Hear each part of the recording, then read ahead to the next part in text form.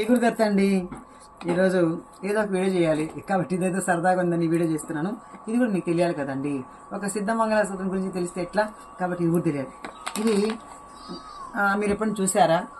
నేను ఈరోజేనండి చూడటం. ఇది కాయలుగా ఉన్నాయి కదా, ఇది వచ్చి బాదం పప్పు అండి. మనము ఆల్మండ్స్ అంటాం కదా, నానబెట్టుకొని తింటాం కదా, అది లండన్లో పొద్దున మేము ఫ్రూట్ మార్కెట్కి వెళ్తే ఉంటే బాబు అమ్మ ఇది ఏంటో తెలుసా అని చెప్పి భలే సర్ప్రైజ్ చేశాడు. ఇది ఏంటమ్మా అని చెప్తే ఇదేమో కాయ ఎలా తినాలో మాకు అర్థం కాలేదు. తర్వాత వెంటనే ఇలా కొడితే లోపల బాదం పప్పు అండి. అసలు ఎంత బాగుందో. ఇంకా వెంటనే ఇది నాకు బాదం పప్పు అంటే అవును మా ఆల్మండ్స్ కదా, నేను చెప్పాను కదా అని. నాకు తెలియదు కదరా అన్న, ఎందుకంటే నేను ఎప్పుడు ఎండువే తప్ప ఎప్పుడు చూడలే.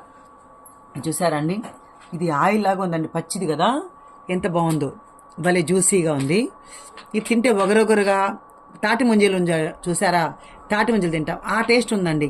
చూడండి ఒకసారి తినేస్తాను నేను, ఒకసారి చూడండి ఒకసారి.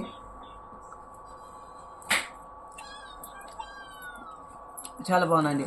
ఇంకా ఇక్కడ ఈరోజు కొంతమంది దగ్గర ఎంక్వైరీ చేస్తే గింజలతో కూర కూడా చేస్తారంట, తర్వాత అలాగే సలాడ్స్ చేస్తారంట.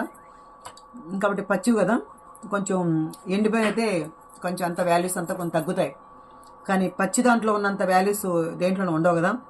అందుకని ఇవన్నీ కలిపి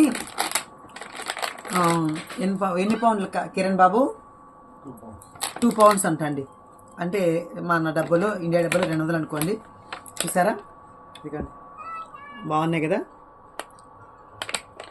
కాబట్టి ఇదిగో మనకు నేనైతే అంటే కొన్ని చోట్ల దొరుకుతాయేమో కానీ మీరు ఎవరైనా చూసింటారని తెలియదు, కానీ నేను మాత్రం ఇదే మొదటిసారి చూడడం. అందుకే మీకోసం ఈ చిన్న వీడియో చూసేయండి. జై గురుదత్త.